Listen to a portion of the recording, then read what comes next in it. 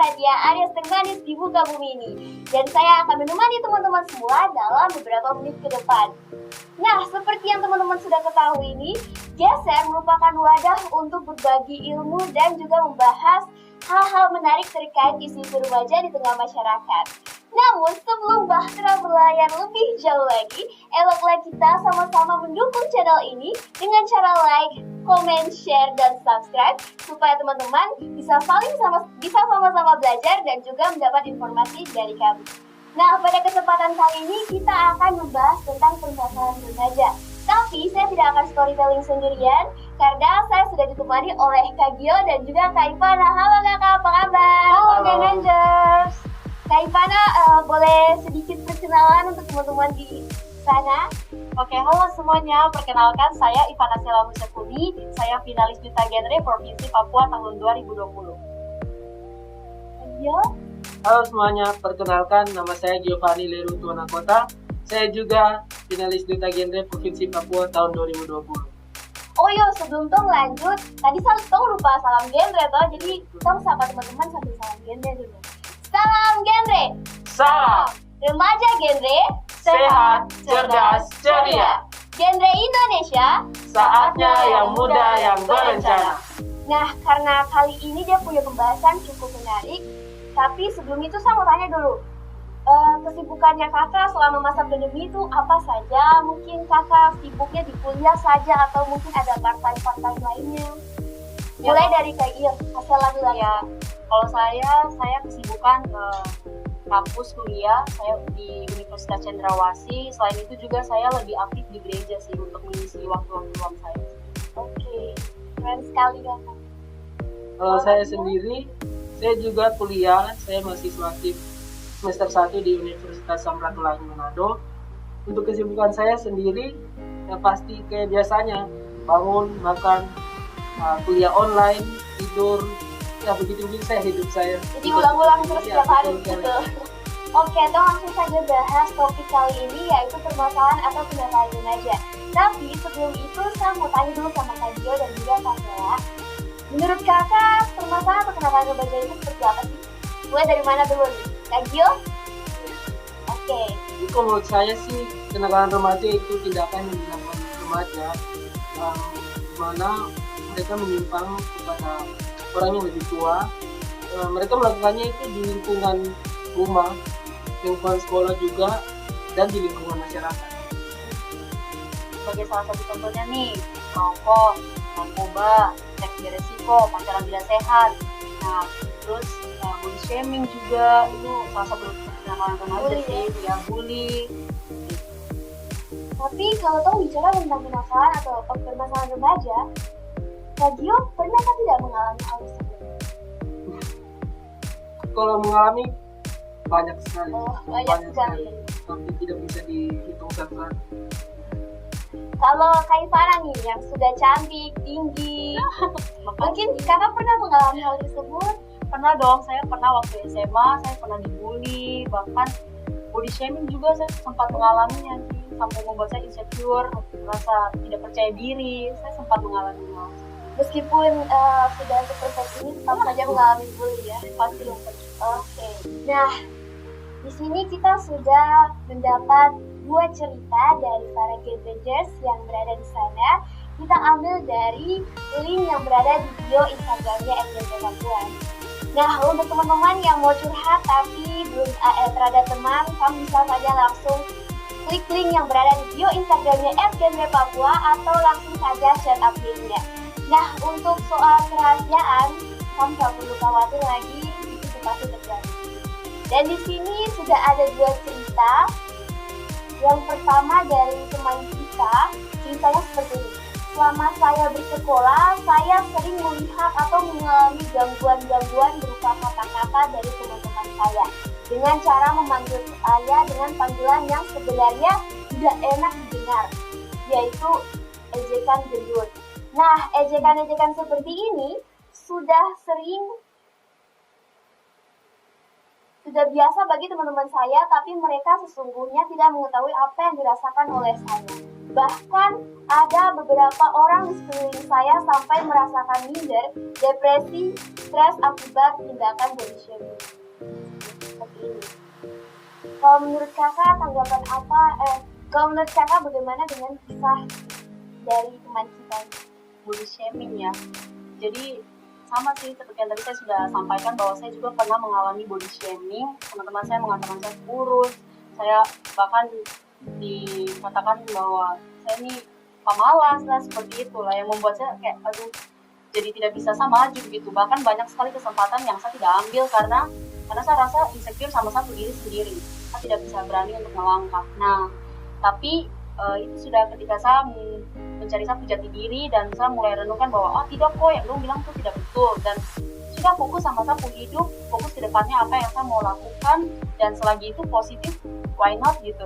Nah terus kita juga tidak bisa bilang dong harus kamu stop terus saya bully lagi, kan tidak bisa. Kita tidak bisa menyuruh orang untuk mau ngejudge kita karena itu ya sudah itu dong omong, dan kita bisa lihat itu karakternya mereka, dan kita tidak usah sudah bergaul dengan ini, kita bergaul dengan orang-orang yang positif.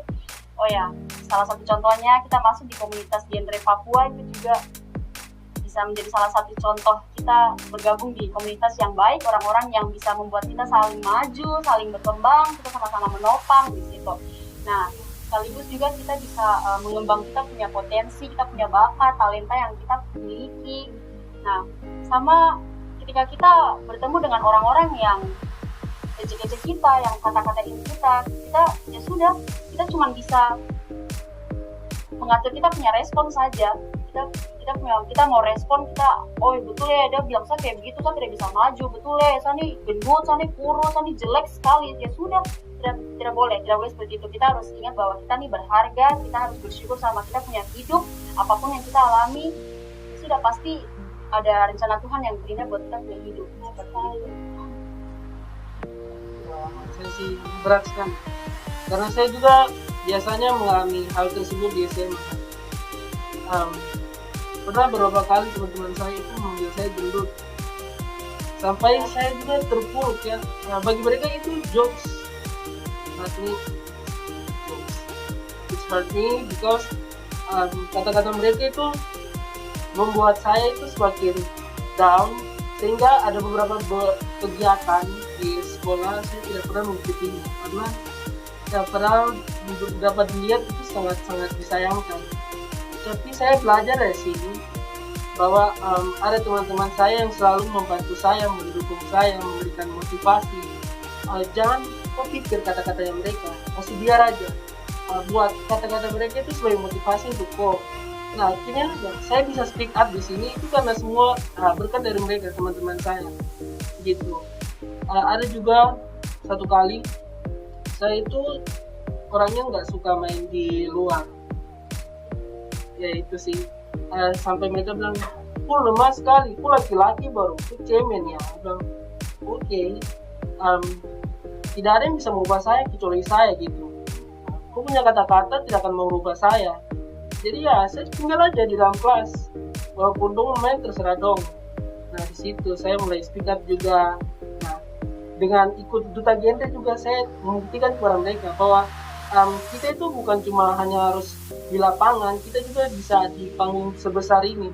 Saya juga tidak sampai sekarang tidak menyangka ya teman-teman bahwa saya bisa ada di sini juga. Itu sih solusi saya sih, tetap semangat, jadikan bahan bullying itu sebagai motivasi kepada teman-teman. Sebagai acuan untuk kita terus belajar. Terima kasih. Selanjutnya ada cerita dari teman kita. Ceritanya dari kecil itu satu broken home sejak masih SD. Waktu ayah berangkat kami tinggalkan dengan ibu sendiri, kemudian ayah mulai selingkuh di kota lain. Sampai waktu itu ibu kesana juga, satu ibu dipukul dari ayah sampai sang kadang menangis sendiri. Saya bertanya kapan masalah ini bisa selesai, dan sekarang sudah bertahap ke perceraian. Dan sampai detik ini juga saya belum bisa dapat kasih sayang dari saya punya kedua orang tua. Ceritanya sangat haru ya teman-teman. Kalau menurut kakak bagaimana? home ya. Iya, benar sekali. Nah, tadi yang saya tangkap bahwa dia tidak mendapatkan kasih sayang dari orang tua. Nah, mungkin kita bisa bukan artinya kita mencari kasih sayang, tetapi kita bergabung di komunitas yang benar seperti genre itu komunitas terbaik. Ya, kita bisa bergabung di genre, kita juga bisa terus memfokuskan kita ikut kegiatan-kegiatan yang membuat kita maju sehingga kita tidak usah fokus ke fakta-fakta yang ada di kita punya kehidupan. Jadi bukan cuma di area keluarga saja, kita bisa benar. mencari Bisa di tempat lain. Mungkin di teman-temannya kita, bisa teman-teman yang bisa terima kita, bisa sama-sama saling maju, saling menopang, gitu bisa.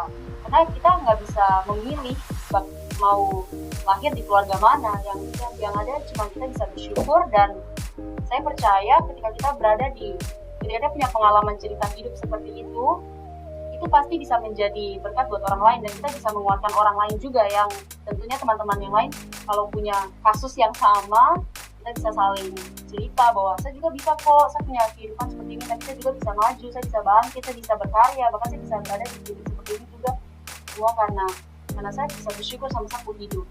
Itu bersyukur saja sama apa yang sudah Tuhan beri buat kita sendiri. Bersyukur dan terus tanamkan bahwa kita selalu dikasih bukan di tempat itu saja, melainkan ada teman-teman lain, ada tempat positif lainnya yang bisa kita dapatkan kasih sayang itu.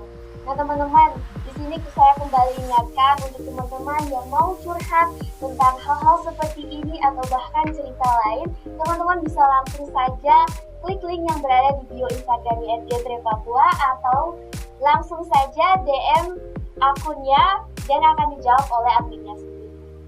Oke, selanjutnya kalau dari Kak Gio, gimana nih? Kalau saya mendapat pengalaman dari teman saya, itu sangat luar biasa pengalaman hidupnya, membuat saya juga termotivasi. Dia ini orang yang problemnya mungkin bisa dibilang sangat parah sekali menurut saya, sehingga membuat dia ini kita sebutnya Mr. X ya. Mr. X ini di sekolah ya, kita tahu lah kalau orang yang berpengaruh mengambil sisi yang negatifnya, dia nakal, dia pulang sekolah, merokok, dia mabuk, itu sangat kelihatan sekali. Dan saya mulai notice dia karena di sini saya tahu bahwa kalau kita membiarkan teman kita itu sama saya, kita juga berdosa, karena kita itu ada makhluk sosial, kita harus membantu semua teman. Di sini saya melihat dia, saya mencoba untuk membantu dia, merangkul dia, memberikan dia motivasi.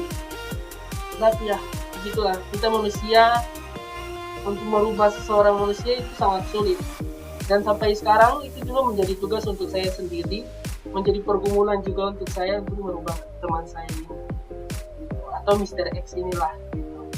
Sampai sekarang, dan saya sangat bangga dia mempunyai progres. Walaupun dia nakal, tetapi pada saat pelajaran dia mau belajar. Nah, di situ saya mulai senang. Saya mulai, berarti ada proses yang mau dia jalani, walaupun dia malas tahu gitu dalam kehidupannya.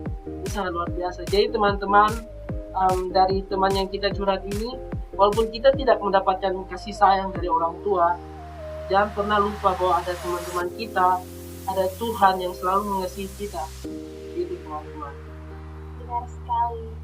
Jadi teman-teman jangan pernah merasa sendiri. Pasti ada orang lain yang selalu support kamu. Jadi jangan pernah.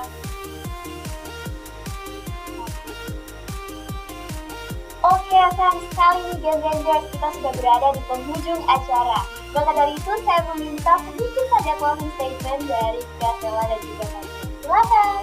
Oke, Gen-Rangers, ingat bahwa kalian harus nikmati kalian punya hidup, dan juga semuanya tuh tergantung kita punya respon sih. Kalau misalnya ada teman-teman yang nge-judge kita, tergantung kita punya respon, kita mau respon sesuai dengan apa yang dong katakan, atau respon positif nih bahwa Sani bisa kok, Sani berharga kok. Nah, dan juga ingat bahwa kita tidak pernah lebih muda daripada ini untuk besok hari. Dari Kak Gio nih. Oke, Gen-Rangers, kalau saya sendiri, hidup itu seperti roda teman-teman. Kadang kita di atas, kadang kita di bawah. Jadi pada saat kalian terpuruk atau kalian merasa down, jangan lupa bahwa roda itu akan berputar ke atas untuk kalian. So, don't judge anyone. You know their name, but not their story. You see their smile, but not their pain. So, walk on your way. Ya, keren sekali. Oke, pertemuan kita pada kali ini sudah selesai. Terima kasih untuk para narasumber kita yang sangat keren. Dan juga terima kasih untuk teman-teman yang sudah sharing kepada kita melalui link yang berada di bio Instagramnya Genre Papua. Untuk teman-teman, kembali saya ingatkan, untuk kalian yang mau sharing tapi tidak ada teman, langsung saja klik link yang berada di bio Instagramnya Genre Papua atau langsung saja chat adminnya. Saya Godel Hasatya, pamit undur diri. Sampai jumpa di geser selanjutnya. Salam Genre! Salam! Jadi teman-teman Gen Rangers, tetap ingat bahwa Ko itu spesial, cintai diri sendiri, jangan menyerah, dan terus berkarya mumpung masih muda. Salam Genre! Mau